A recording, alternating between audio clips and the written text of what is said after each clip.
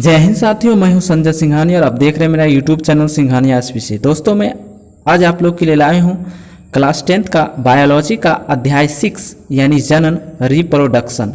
इससे संबंधित जितने भी ऑब्जेक्टिव क्वेश्चन हैं उसको आज मैं डिस्कस करूंगा। दोस्तों, अगर आप बिहार बोर्ड की परीक्षा सही से अच्छे तरीके से तैयारी करना चाहते हैं तो अभी जो चल रहा है ऑब्जेक्टिव का सीरीज चल रहा है।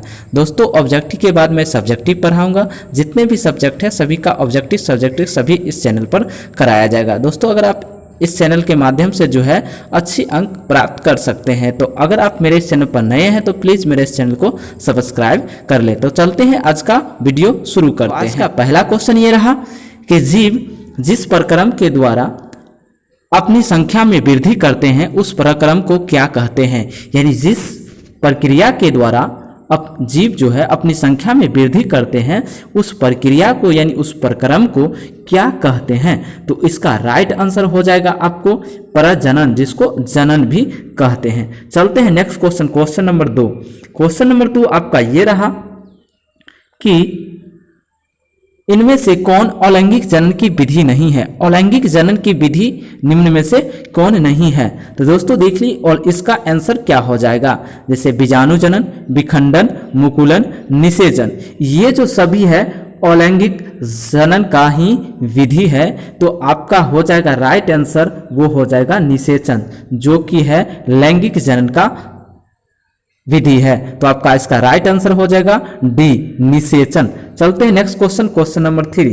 क्वेश्चन नंबर 3 आपका यह है कि जनक के शरीर से कलिका इनमें से किस प्रकार के जनन में निकलती है। जनक के शरीर से कलिका इनमें से किस प्रकार के जनन में निकलती है। यानी जनन की कौन सी प्रक्रिया में जनक के शरीर से कलिका निकलती है। तो इसका जो राइट आंसर हो जाएगा आपको इसका डी हो जाएगा, यानी मुकुलन। मुकुलन में जो है जनक के शरीर से कलिका निकलती है। चलते हैं next question, question number 4। Question number 4 आपका ये रहा कि निषेचन के बाद अंडाशय की दीवारों से क्या बनता है। निषेचन होने के बाद अंडाशय की दीवारों से क्या बनता है। तो 4 का जो आपका राइट आंसर हो जाएगा वो हो जाएगा फल, यानी कि बी, इसका राइट आंसर हो जाएगा। चलते हैं next question, question number 5। Question number 5 ये रहा कि बीजांड की दीवारें मोटी होकर क्या बनाती है। बीजांड की दीवारें जो है मोटी होकर क्या बनाती है। तो इसका राइट आंसर आपको हो जाएगा बीज आवरण। बीजांड की मोटी दीवारें क्या बनाती है, तो होगा इसका बीज आवरण। तो इसका राइट आंसर हो जाएगा डी। चलते हैं next question, question number 6।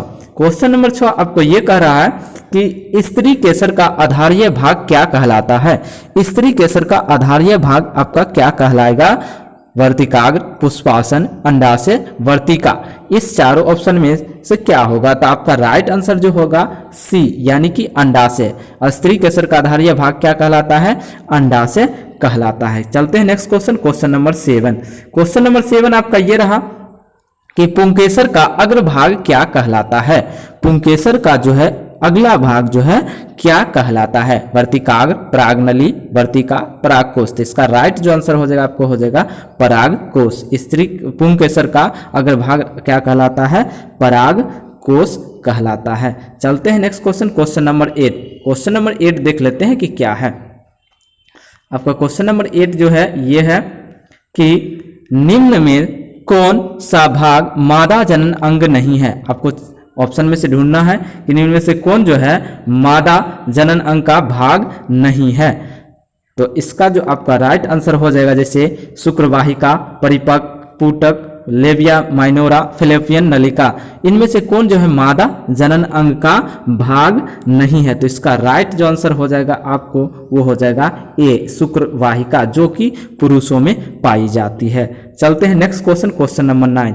Question number 9 ये रहा कि नर तथा मादा युग्मकों के संलयन की परिणति क्या कहलाती है। क्या है, नर तथा मादा युग्मकों के संलयन की परिणति क्या कहलाता है। तो इसका राइट आंसर हो जाएगा आपको 9 का जाइगोट। क्या हो जाएगा, जाइगोट। चलते हैं next question, question number 10। Question number 10 आपको यह रहा कि स्त्रियों में अंडो उत्सर्ग निम्नलिखित में से मासिक चक्र के दौरान जो है कौन सा दिन होता है? यानी मासिक चक्र के दौरान अंडाणुओं का निकलना जो होता है अंडोत्सर्ग कहलाता है, वह किस दिन होता है? तो आपका 10 का राइट जो आंसर हो जाएगा आपको होगा डी, यानी 14वें दिन जो है अंडो उत्सर्ग होता है। चलते हैं next question, question number 11। Question number 11 यह है कि निम्नांकित समुदाय में से किसकी प्राथमिकता निषेचन क्रिया है? निम्नलिखित में से समुदाय में से किसकी प्राथमिकता निषेचन की क्रिया है? तो इसका जो राइट आंसर है देख लेते हैं। पहले ऑप्शन क्या है? अमीबा, पैरामीशियम, उसका बी में है पुष्पी पादप एवं जंतु, सी में है ईस्ट एवं बैक्टीरिया और डी में है इनमें से कोई नहीं। तो इसका जो राइट आंसर आपको हो जाएगा वो हो जाएगा वी, यानी पुष्पी पादप और जंतु में जो होती है निषेचन की क्रिया होती है। चलते हैं next question, question number 12। Question number 12 यह है कि पराग कोष में निम्नलिखित में से क्या उपस्थित रहते हैं? पराग कोष में क्या उपस्थित रहते हैं? तो 12 का आपका राइट जो आंसर हो जाएगा परागकण। पराग कोष में क्या होगा? परागकण होगा। चलते हैं next question, question number 13। Question number 13 आपको है कि निम्न में से किस में अलैंगिक जनन मुकुलन के द्वारा होता है? इन चारों में से आपको ढूंढना है कि किस में जो है अलैंगिक जनन मुकुलन के द्वारा होता है। तो इसका राइट आंसर हो जाएगा ईस्ट। ईस्ट में जो है अलैंगिक जनन मुकुलन के द्वारा होता है। तो चलते हैं नेक्स्ट क्वेश्चन, क्वेश्चन नंबर 14 देख लेते हैं। क्वेश्चन नंबर 14 क्या है?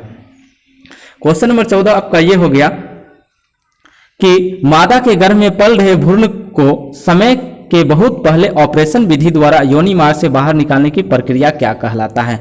यानी कि समय से पहले ही मादा के गर्भ से पल रहे भ्रूण को क्या करते हैं? ऑपरेशन के माध्यम से क्या होते हैं? उस योनि के मार्ग से हम बाहर निकाल लेते हैं। तो इस प्रक्रिया को हम लोग क्या कहते हैं? तो इस प्रक्रिया को कहते हैं MTP, यानी इसका राइट आंसर जो हो जाएगा बी हो जाएगा MTP। चलते हैं next question, question number 15। Question number 15 ये रहा कि कॉपर्स ल्यूटियम द्वारा स्रावित हार्मोन क्या है? कॉपर्स ल्यूटियम द्वारा स्रावित हार्मोन क्या है? तो 15 का जो आपका राइट हो जाएगा आंसर वो हो जाएगा प्रोजेस्टेरॉन। ये जो है कॉपर्स ल्यूटियम द्वारा स्रावित हार्मोन है। चलते हैं next question, question number 16। Question number 16 आपका ये रहा कि 45 वर्ष के करीब महिलाओं में मासिक स्राव बंद हो जाता है, इस अवस्था को क्या कहते हैं? जब 45 वर्ष की आयु जो हो जाती है महिलाओं में तो उनका मासिक स्राव जो होता है वो बंद हो जाती है। तो इस अवस्था को हम लोग क्या कहते हैं? तो आपका 16 जो इसका ऑप्शन जान लीजिए, मीनोपॉज, मीनार्स, गर्भधारण, प्रसव। तीन चारों ऑप्शन में से इसका राइट आंसर कौन हो जाएगा? तो आपको हो जाएगा मीनोपॉज, ये यानी ए नंबर ऑप्शन इसका राइट आंसर हो जाएगा। चलते हैं नेक्स्ट क्वेश्चन, क्वेश्चन नंबर 17 यानी 17। क्वेश्चन नंबर 17 देखते हैं कि नर में कॉपर ग्रंथि द्वारा निकलने वाला स्राव की प्रकृति कैसी होती है? नर में जो कॉपर ग्रंथि से निकलने वाला द्रव जो होता है उसकी प्रकृति कैसी होती है? तो ऑप्शन ए है अम्लीय, बी है क्षारीय, दोनों इनमें से कोई नहीं। तो इसका राइट आंसर 17 का जो हो जाएगा आपको क्षारीय, यानी कॉपर ग्रंथि के द्वारा निकलने वाला द्रव जो होता है उसका प्रकृति कैसा होता है? क्षारीय होता है। चलते हैं नेक्स्ट क्वेश्चन, क्वेश्चन नंबर 18 कि स्त्री में अंडाणु के निषेचन का मुख्य स्थल कौन सा है? स्त्री में अंडाणु का निषेचन जो होता है उसका मुख्य स्थान कहाँ है, यानी कौन है?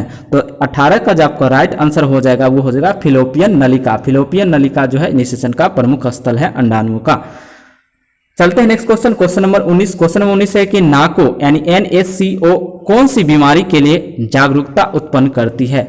NaCO कौन सी बीमारी के लिए जागरूकता उत्पन्न करती है? पहला एड्स, दूसरा गोनेरिया, तीसरा है जो हेपेटाइटिस बी और डी नंबर ऑप्शन में है सिफिलिस। तो इसका जो राइट आंसर आपको हो जाएगा वो हो जाएगा एड्स।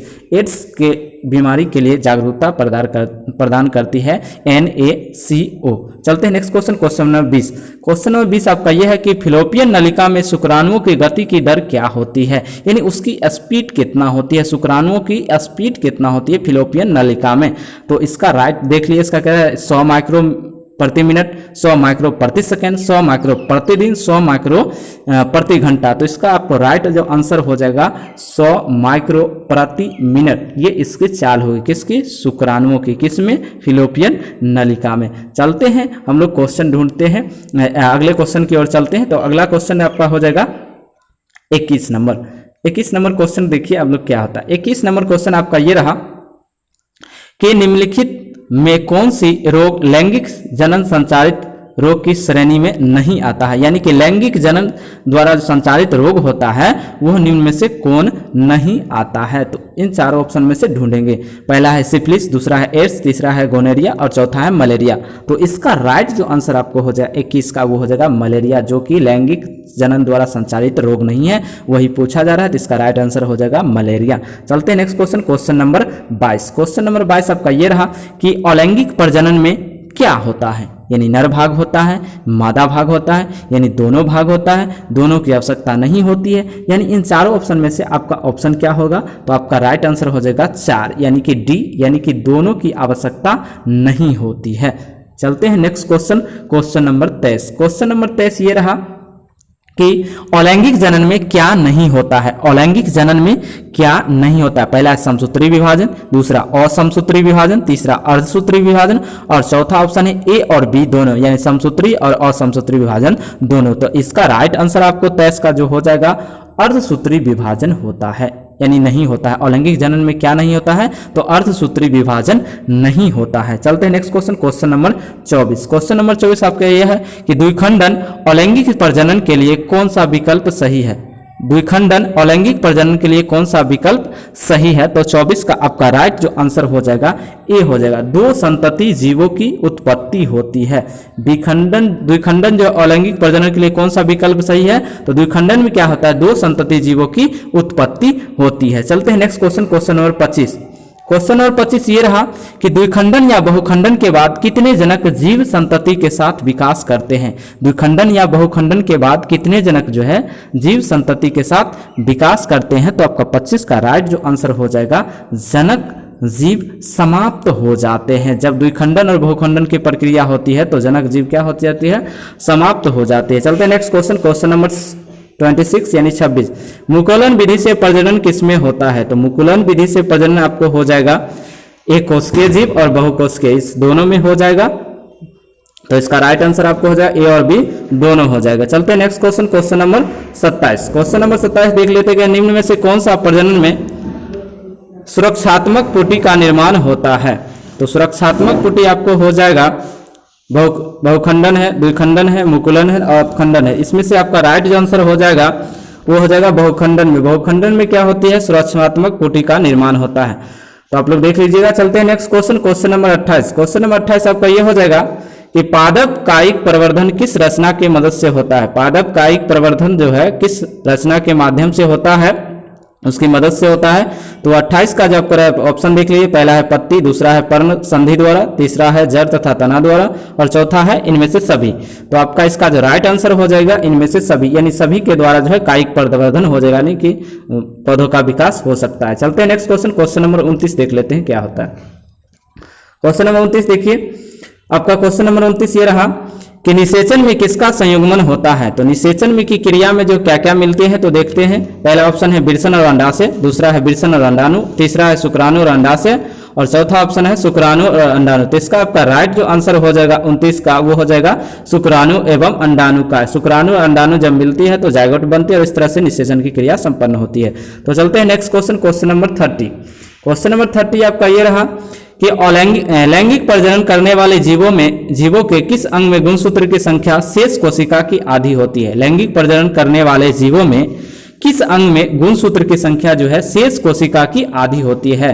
तो इसका ऑप्शन सुन लीजिए। इसका पहला ऑप्शन है फेफड़ा, दूसरा है अंडाशय, तीसरा है शुक्राशय और चौथा है अंडाणु या शुक्राणु में। 33 का आपका राइट जो आंसर हो जाएगा शुक्राणु और अंडाणु में जो होती है शेष कोशिका की आधी होती है। चलते हैं नेक्स्ट क्वेश्चन, क्वेश्चन नंबर 31।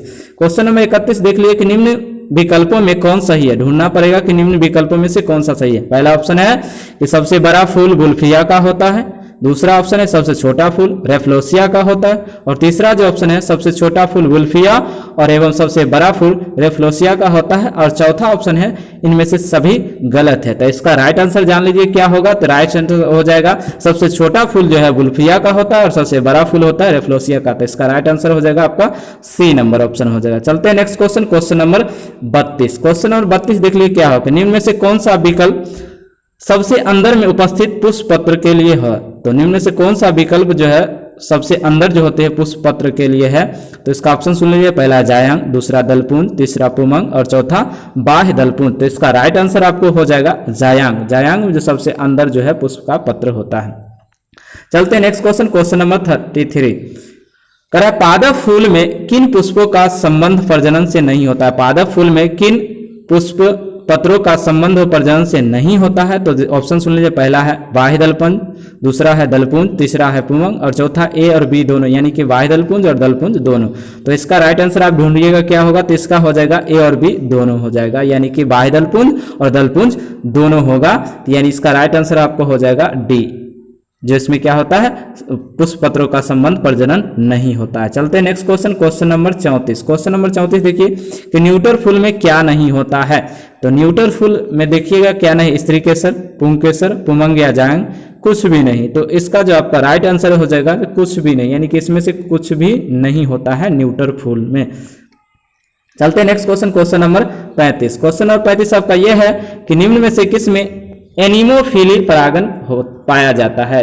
तो एनिमोफिली परागन किस में पाया जाता है, तो इसको देखना है। तो ऑप्शन पहला ऑप्शन है खजूर, दूसरा नारियल, तीसरा भांग और चौथा इसमें है सभी। तो इसका राइट आंसर आपको हो जाएगा इनमें से सभी, यानी कि इन सभी में, खजूर में, नारियल में और भांग में, इस सभी में कौन सी परागन की क्रिया होती है? एनिमोफिली परागन होती है। चलते हैं next question, question number 36। Question number 36 देख लेते हैं क्या है। क्वेश्चन 36 आपका ये हो जाएगा कि हाइड्रीला एवं बेलिसनेरिया में कौन सा परागन होता है? हाइड्रीला एवं बेलिसनेरिया में कौन सा परागन होता है? तो देखिए इसका राइट जो आंसर हो जाएगा, सुन लेते हैं कि हाइड्रोफिली, एंटोमोफिली और निथोफिली और क्रिप्टोफिली। तो इसका राइट जो आंसर आपको 36 का हो जाएगा वो हो जाएगा हाइड्रोफिली। जो हाइड्रीला और बेलिसनेरिया में जो होता है परागन की हाइड्रोफिली होती है, यानी जल के माध्यम के द्वारा परागन की क्रिया संपन्न होती है। चलते हैं नेक्स्ट क्वेश्चन, क्वेश्चन नंबर 37 है कि निम्न में से कौन नर जनन अंग नहीं है? तो नर जनन अंग कौन नहीं है? पहला ऑप्शन सीसन, दूसरा पुरस्थ ग्रंथि, तीसरा कॉपर ग्रंथि, चौथा है जोना पेलुसुडा। तो इसका जो राइट आंसर आपको हो जाएगा जोना पेलुसुडा, जो गर्भ में पाया जाता है, गर्भ की दीवार में, और यह जितना भी है पुरुष की जनन अंग है, नर जनन अंग है। तो इसका राइट आंसर हो जाएगा डी, ऑप्शन 4। चलते हैं नेक्स्ट क्वेश्चन, क्वेश्चन नंबर, और यह आज का लास्ट क्वेश्चन है कि निम्न में से कौन सा मादा जनन अंग का भाग नहीं है? आप मादा जनन का अंग का भाग कौन नहीं, इसको पहचानना है। तो पहला ऑप्शन है प्रीपियूस, दूसरा स्टोमा, तीसरा इस्थमस और चौथा है फंडस। तो आपका राइट जो आंसर हो जाएगा इसका हो जाएगा प्रीपियूस। तो यह वीडियो का जो सीरीज है ऑब्जेक्टिव का आप लोग को कैसा लगा जरूर बताइएगा। तब तक के लिए धन्यवाद।